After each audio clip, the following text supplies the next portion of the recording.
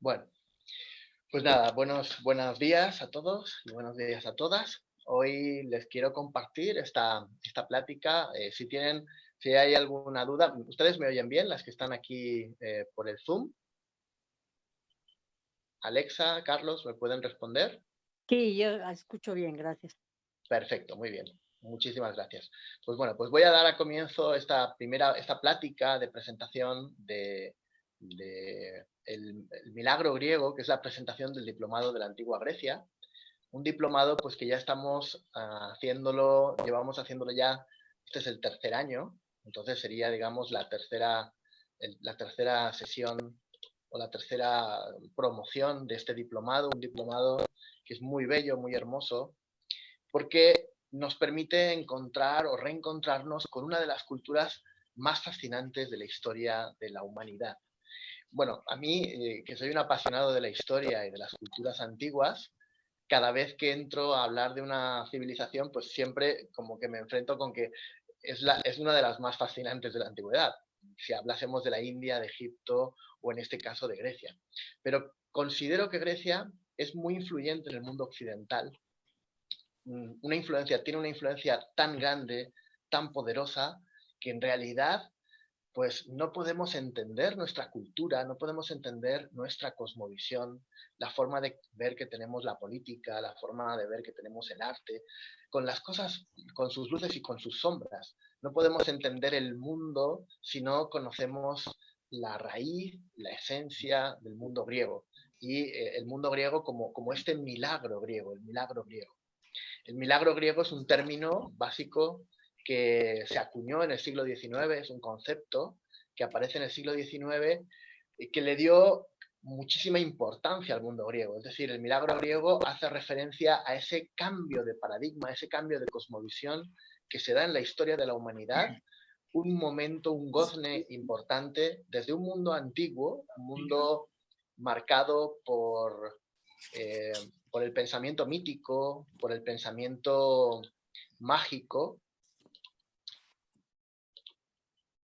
por el pensamiento simbólico, por el pensamiento teológico religioso, y de pronto es como si hubiera un gozne, una puerta, un parteaguas con el mundo griego, y el mundo griego emergiera con una nueva forma, una cosmovisión distinta, una racionalización del mundo que no existía anteriormente, y de pronto eclosionó en este fascinante momento histórico que fue el último milenio antes de Cristo, aproximadamente, ¿no? Donde en muy poco tiempo y en un espacio muy reducido se dieron encuentro a unos procesos de transformación históricos, sociales, religiosos, científicos, filosóficos, artísticos, que transformaron el panorama de toda la cultura que vendría posteriormente.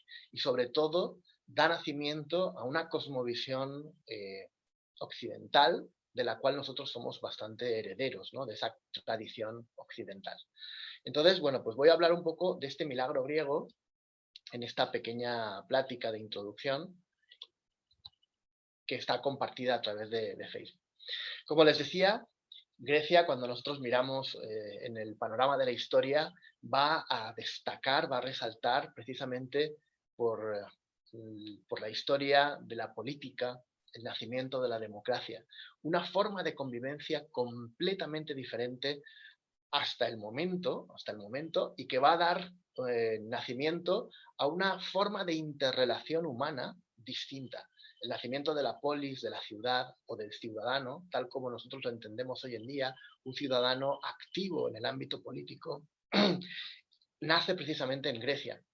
Eh, pero no solamente el tema de la política, los mismos cánones artísticos, las musas, la idea de ese mundo intelectual, de ese mundo de la inspiración, el mundo de las musas que vienen como del monte Licón, del monte de Olimpo, que nos inspiran a los mortales y nos permiten alcanzar bellos ideales. El concepto ese de alcanzar algo que está en el mundo de las ideas también van a ser en el mundo griego.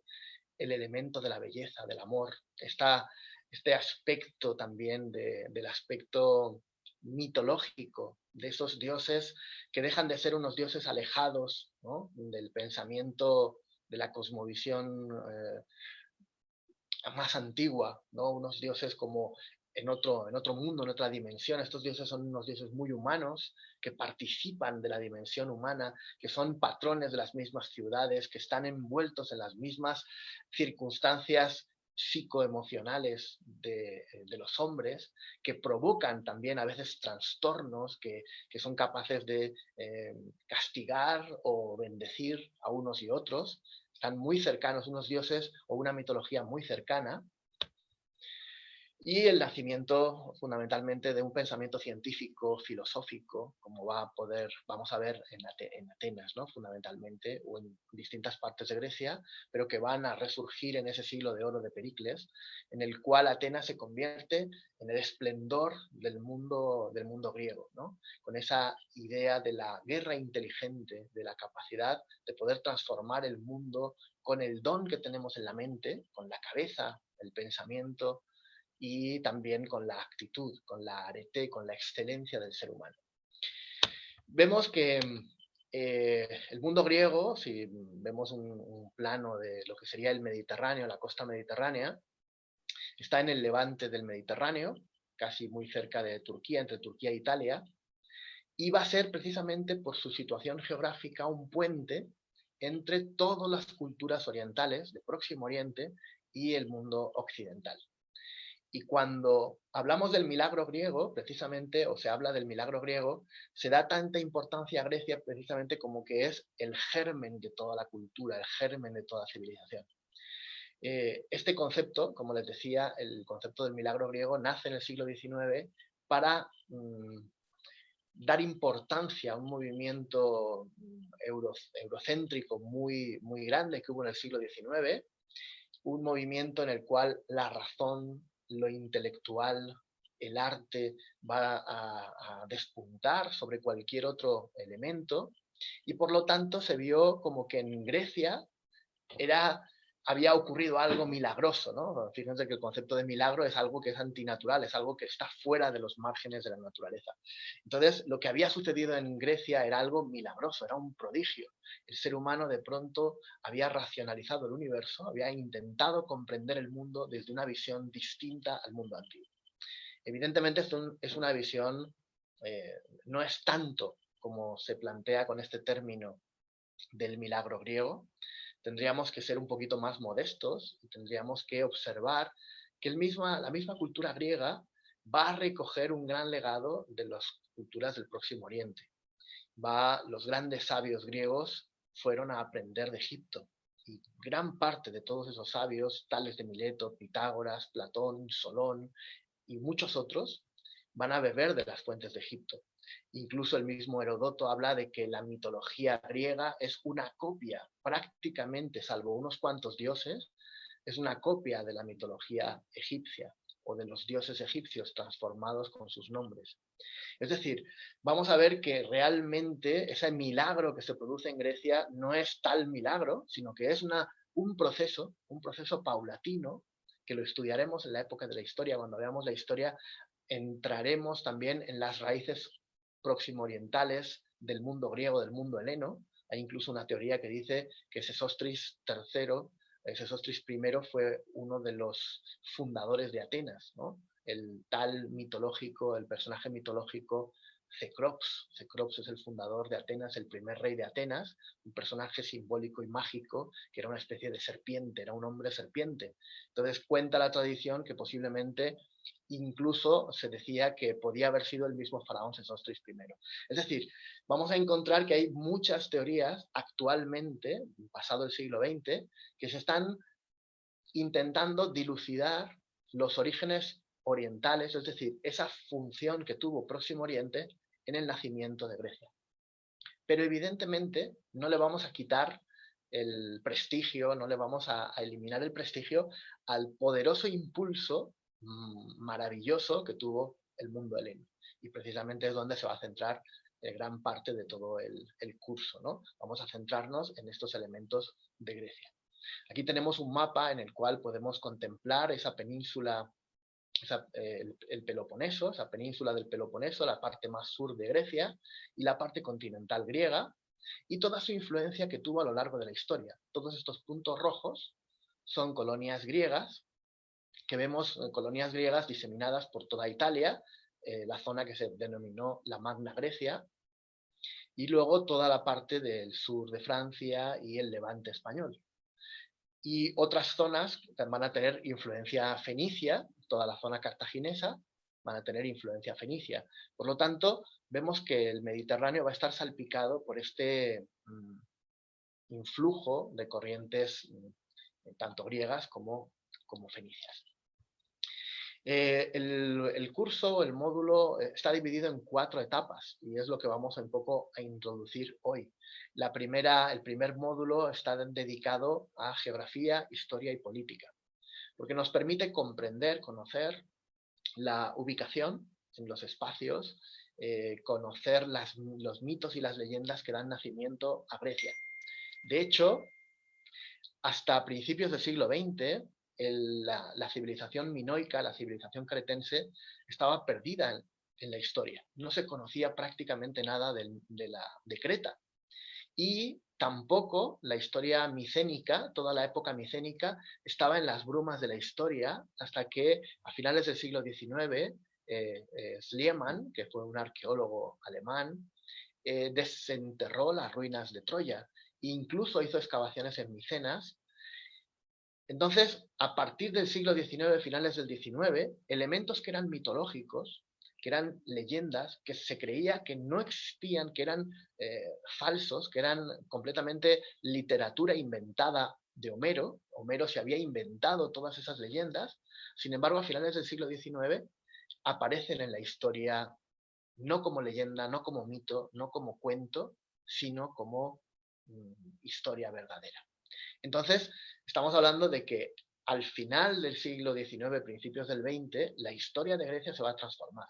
Esto se añade más cuando a mediados del siglo XX, por los años 50, un historiador, un investigador, un filólogo pudo descifrar el lineal B, y el lineal B es la lengua que se escribía en Micenas, que se habían encontrado algunos fragmentos, algunas estelas, y se creía que era en realidad un idioma completamente distinto, creyéndose a principios del siglo XX que la cultura micénica no tenía nada que ver con Grecia, eran dos civilizaciones diferentes, porque eran alfabetos distintos.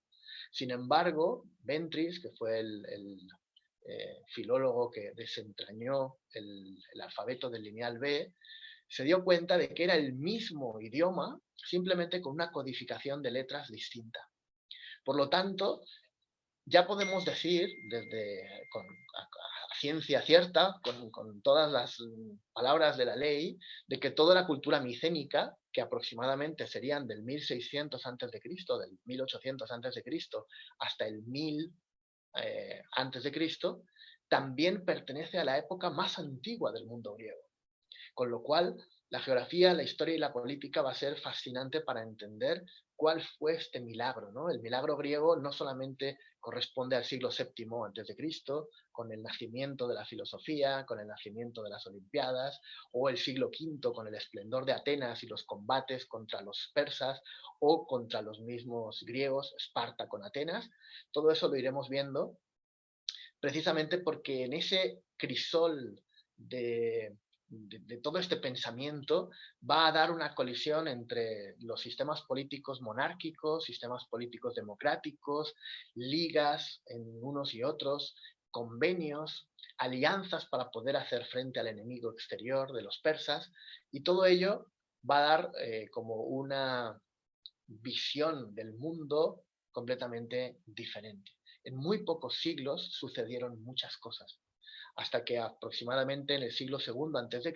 el Imperio Romano anexionó el territorio griego a lo que sería la República de Roma en ese momento y posteriormente al Imperio Romano.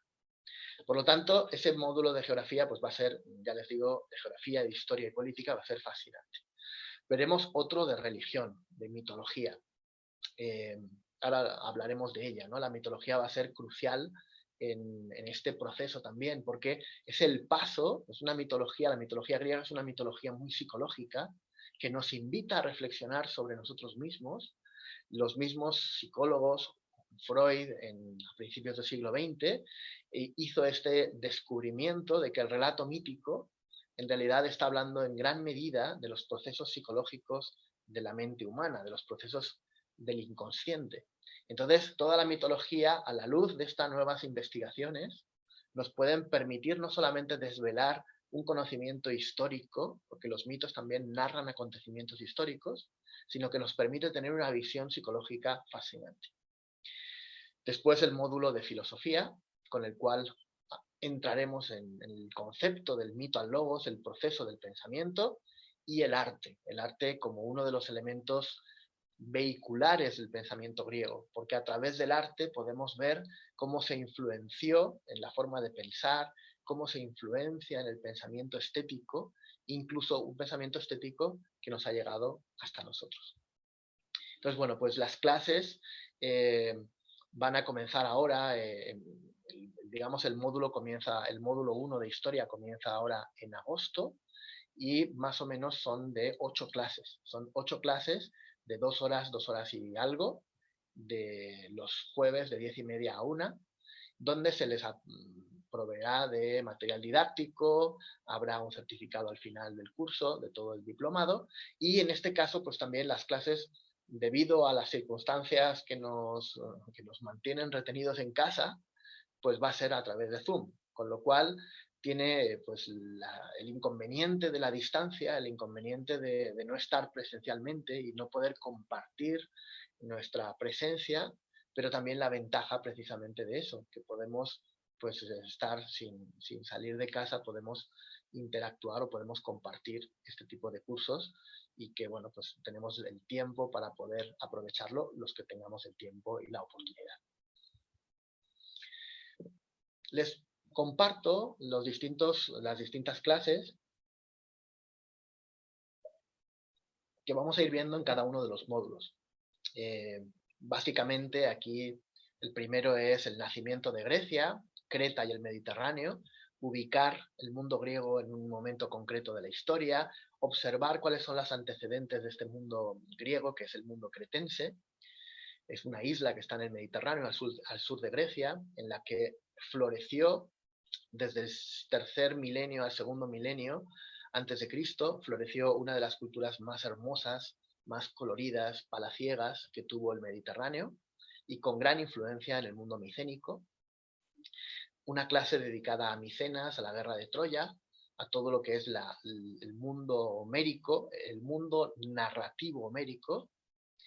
Después hablaremos de las colonias, cómo el proceso griego se fue expandiendo por todo el mundo mediterráneo, incluso por el Mar Negro.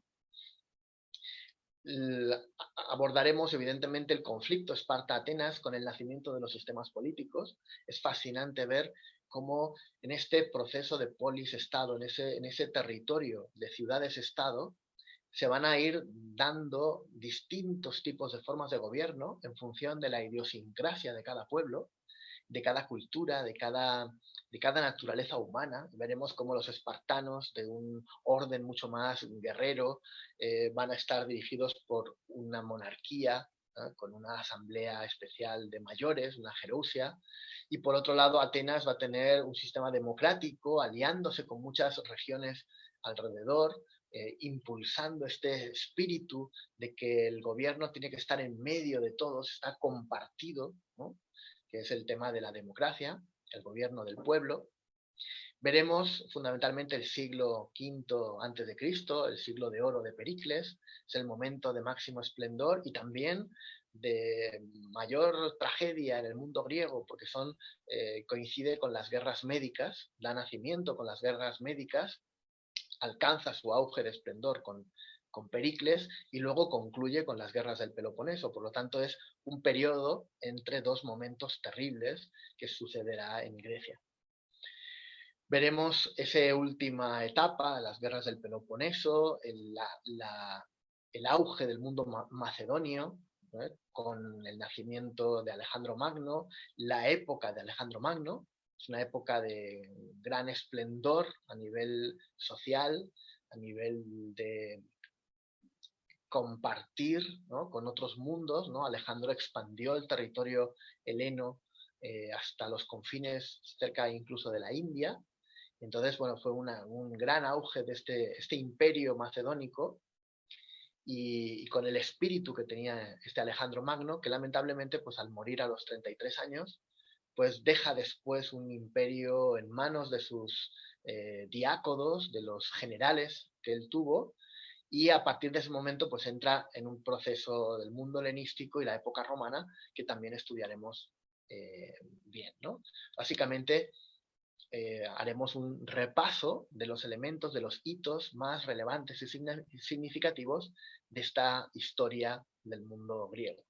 Aquí tienen una tabla cronológica de la antigua Grecia, donde pues, podemos dividir en tres grandes periodos la historia griega, ¿no? El primer periodo, la época arcaica, del siglo VIII o del siglo VII al quinto aproximadamente, el siglo V, la época clásica, y una época helenística, desde la época de Alejandro hasta ya el dominio romano, que sería en el 146 antes de Cristo, y ya un dominio definitivo en el 88 antes de Cristo.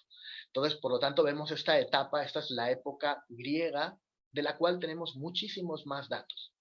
Sin embargo, si se fijan en la parte superior de la diapositiva, encontramos otras cosas que están entre el mito y la leyenda.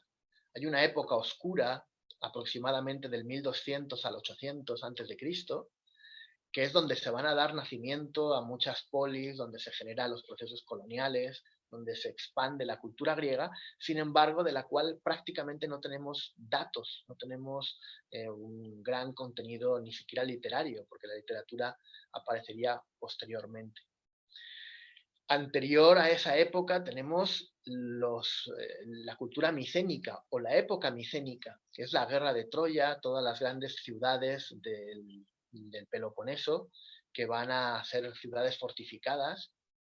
Anteriormente nos vamos a la época minoica, la cultura minoica, que esto ya sería una cultura distinta, anterior, e incluso coetánea, contemporánea, en este caso, de unas culturas cicládicas que existe en las islas, en las Cícladas, que son las islas que están en el Egeo. Pero de todo esto anterior, todas estas cuatro etapas primeras, o estos estadios primeros, pues casi tendremos muy poquitos datos, entraremos en el mundo de la mitología. A mí me gustan mucho estas clases porque hablaremos de muchos mitos, hablaremos de la Ilíada, de la Odisea, hablaremos de todo lo que sería el mito de Jasón y los argonautas, con toda la historia de Medea, donde la mitología y la leyenda nos puede ser una fuente magnífica de historia, es una fuente de interpretación histórica bellísima. Y luego, pues la parte más histórica, que ya tenemos muchísimos más datos, precisamente porque el mundo griego es pues, fascinante en eso, ¿no? Tenemos gran cantidad de elementos en los cuales podemos basarnos. Aquí tenemos una imagen de esta cultura cretense, con el príncipe de los lirios y la tauromaquia, y entraremos en esta época de la mano de Homero y de Hesíodo, ¿no? Homero y Hesíodo, grandes aedos, grandes protagonistas de la literatura, de la historia de la humanidad. Bueno, pues nos hablarán por un lado de elementos micénicos. Homero nos habla de esa época mitológica, micénica, y por otro lado, Hesíodo nos habla de una época mitológica, con su trabajo, los trabajos y los días y la teogonía, nos habla de la mitología, del pensamiento, de ese mundo antes de lo que nosotros conocemos como una Grecia ya formada. Pero tenemos historiadores como Heródoto, Tucídides, Xenofonte, Pausanias, que nos han ido dejando muchísimos rastros magníficos, descripciones, historias de las batallas, de los enfrentamientos contra los persas, de las luchas de Alejandro. Es decir, vamos a tener unas fuentes directas del mundo griego que nos pueden contar con todo lujo de detalles y con fascinantes discursos todos los acontecimientos que ocurrieron en esta época. Aquí tenemos una imagen de Aquiles arrastrando el cadáver de Héctor a las puertas, a las faldas de las murallas de Ilión, de la muralla de Troya, o Aquiles y Patroclo, viéndolo a través del arte de esta cerámica tan hermosa. La misma huida de Eneas de Ilión, de Troya. Eneas, como saben, también es el fundador de lo que sería la estirpe romana, ¿no? Como aquí veremos cómo el azar del destino hace un juego, ¿no? Y uno de los descendientes de Troya es el fundador de Roma, o uno de los cofundadores de Roma, que al final Roma dará fin al mundo griego, ¿no? Entonces, como que un pez que se muerde la cola en este juego mitológico de leyenda, eh, que vemos representado en este cuadro en el que está ardiendo la ciudad de Troya, y sin embargo, pues se está salvando Eneas.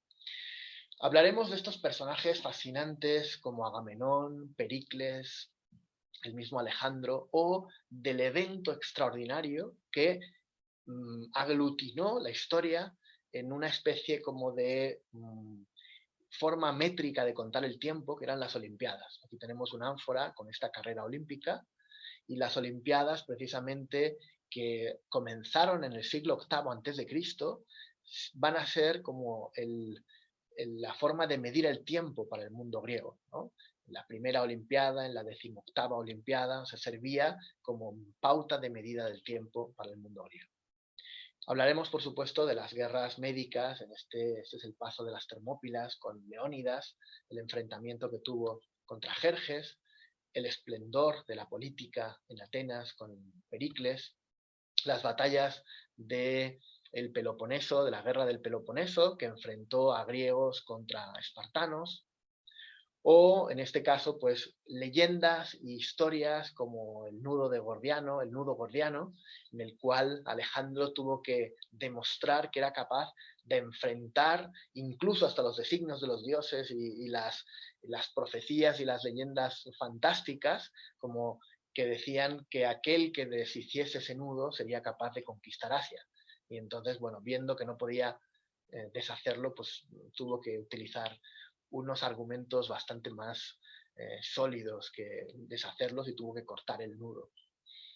Veremos también todo lo que es la época final del mundo griego, en la cual pues estaría la ciudad de Alejandría. Entonces, esto es un poco un resumen muy rápido de este esplendor de la historia griega. En el segundo módulo vamos a adentrarnos en la religión y la mitología. Y en este caso, pues vamos a dividir el curso, digamos, en distintos momentos de la mitología griega.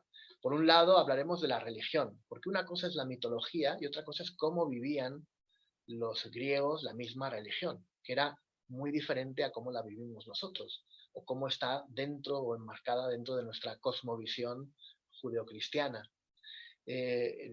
Los griegos van a tener una forma festiva, a través de festivales, a través de oráculos, a través de rituales, de una forma comunitaria de vivir la religión. Y luego una forma privada de vivirla. Entonces vamos a ver, por un lado, la mitología, y veremos también un poquito de la religión.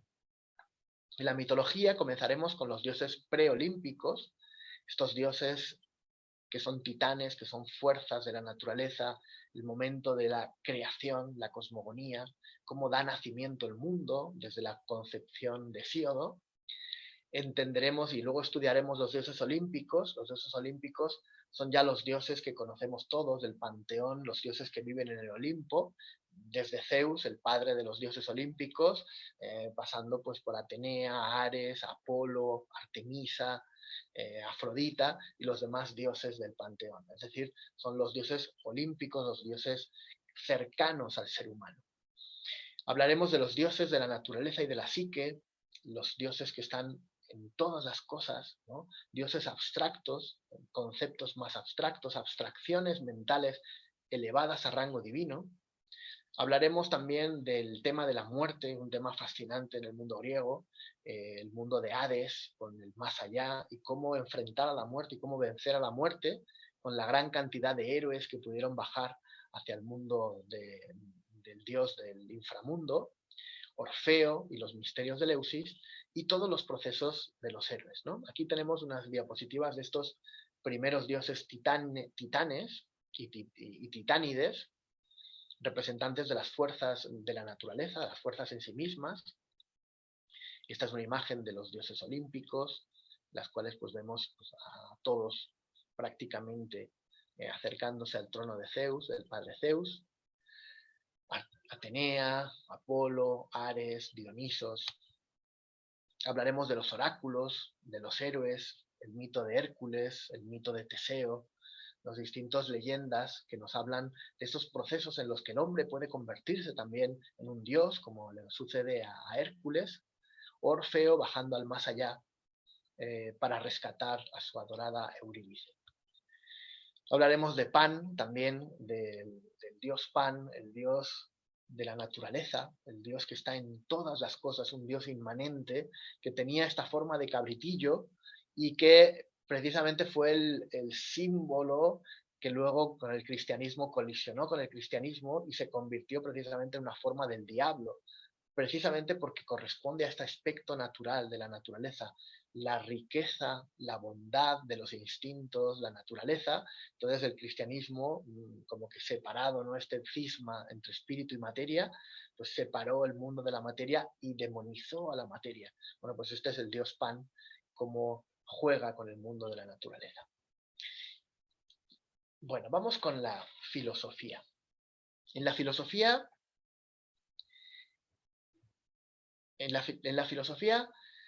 vamos a adentrarnos en el origen del pensamiento.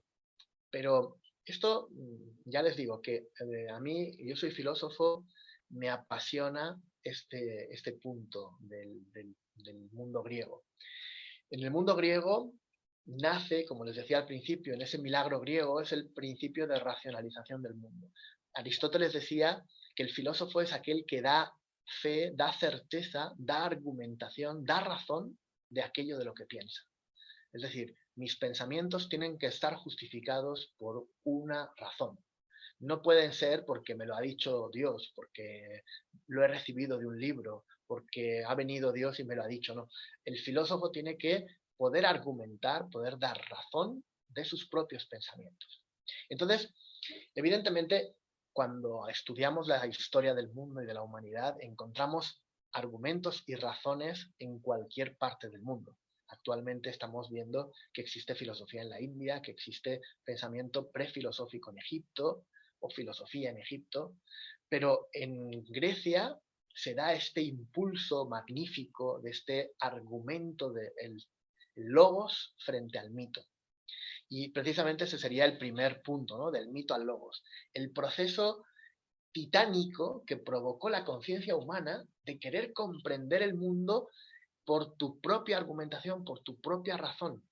Y una razón que entonces tiene que ser defendible frente a otros argumentos y que tiene que, por lo tanto, ser demostrable y tengo que poder comprobarlo. Evidentemente, al principio esto es un intento, ¿no? Y vamos a ver que empiezan a surgir muchas teorías, en gran medida conflictivas entre ellos, antagónicas. Los presocráticos son un buen ejemplo de ello. Son personas que intentan comprender el universo desde una forma naturalista, desde una forma física, y evidentemente cada uno va a aportar distintas argumentaciones que pues uno no les convencía a los otros e intentaban como encontrar un concilio. Pero frente a esa colisión va a surgir otro concepto, otra idea, y es que las argumentaciones a veces no nos llevan a ningún lado o nos llevan a lugares que son cada vez más amplios y por lo tanto tenemos que abrir más, ¿no? Es como la ciencia, ¿no? Cuando descubre un límite, pues luego encontramos otro límite y nos seguimos haciendo preguntas. Pues esto les va a pasar a los mismos filósofos griegos. Pero es maravilloso poder entenderlo desde el principio, caminar con ellos en el origen del pensamiento y pasar desde los presocráticos a Sócrates, conocer este hombre que decía, solo sé que no sé nada, soy consciente de lo mucho que me queda por aprender, ¿no? Y que hacía de él una máxima del oráculo de Apolo que decía, conócete a ti mismo y conocerás al universo y a los dioses.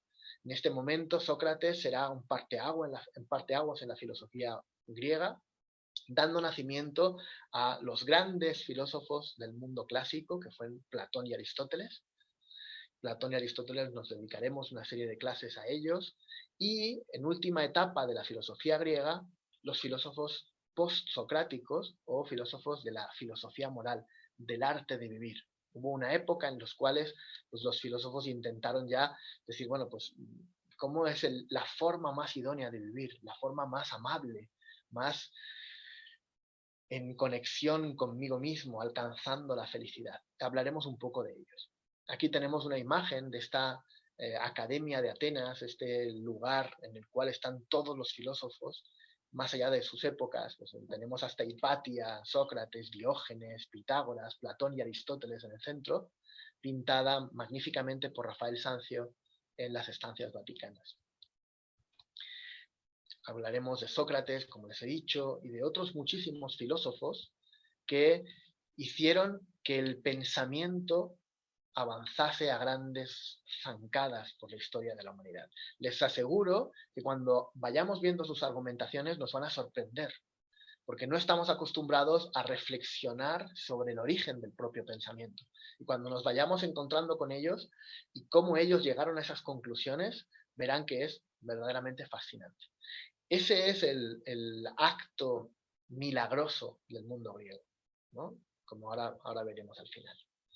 Y bueno, el arte y la literatura, que precisamente pues, nos van a permitir ver cómo cuando hay un pensamiento ético, cuando hay un pensamiento social pensado para el pueblo, pensado con un afán de embellecer, de transmitir, y está acompañado de una estética hermosa, entonces cómo va a franquear los límites de cualquier cultura, de cualquier pueblo.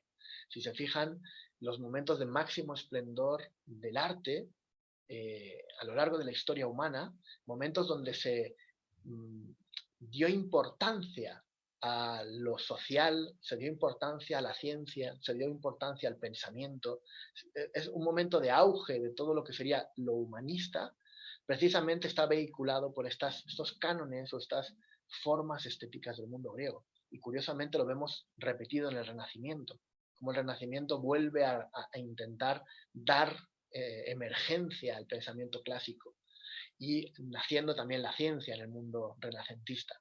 Y lo vemos luego en el neoclásico, etc. Vamos a ir viendo cómo el arte va a ser, desde este primer tema que intentaremos conocer el sentido estético del mundo griego, comprendiendo lo que es la escultura, la arquitectura, la cerámica, la pintura griega y la arquitectura, fundamentalmente, y luego le dedicaremos unas poquitas clases a la literatura griega, para conocer pues, los grandes protagonistas como Esquilo, Sófocles y Eurípides, y otros fragmentos de literatura que pues realmente cuando uno descubre pues, poesía, epigramas, narrativa y cuentos, ¿no? del mundo griego, pues queda fascinado porque gran parte del germen de la literatura universal ya la encontramos sembrada en la literatura griega. Y bueno, pues más o menos este es un poco el contenido del curso. Es un poco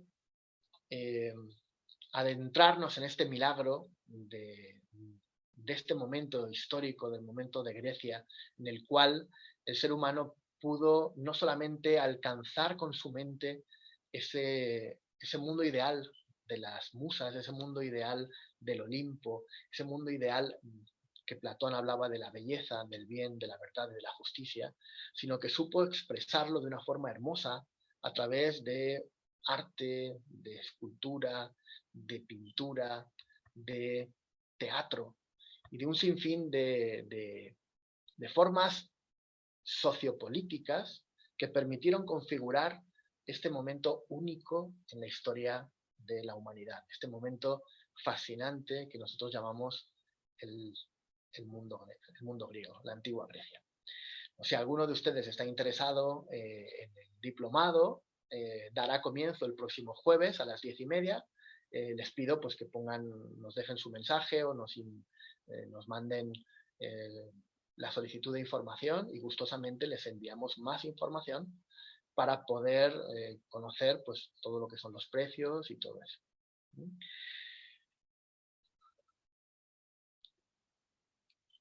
Dejo ya de compartir la presentación y también voy a dejar de compartir por Facebook. Les doy las gracias a todos los que nos están viendo por Facebook, el que se hayan tomado este tiempo, hayan tenido este tiempo para compartirlo con nosotros. Si alguno de ustedes quiere hacer alguna pregunta, puede ponerla por Facebook. Yo ahora ya cierro lo que sería la parte del Facebook Live y me quedo con las personas que se han unido a esta plática por el Zoom, pues para solucionar las dudas que puedan tener y bueno, pues seguir compartiendo con ustedes un ratito más todo el tema de la antigua Grecia. Entonces, me despido ya a los de Facebook. Que tengan muy buen día y muchas gracias por habernos seguido en esta transmisión en vivo de la Fundación Sofía México.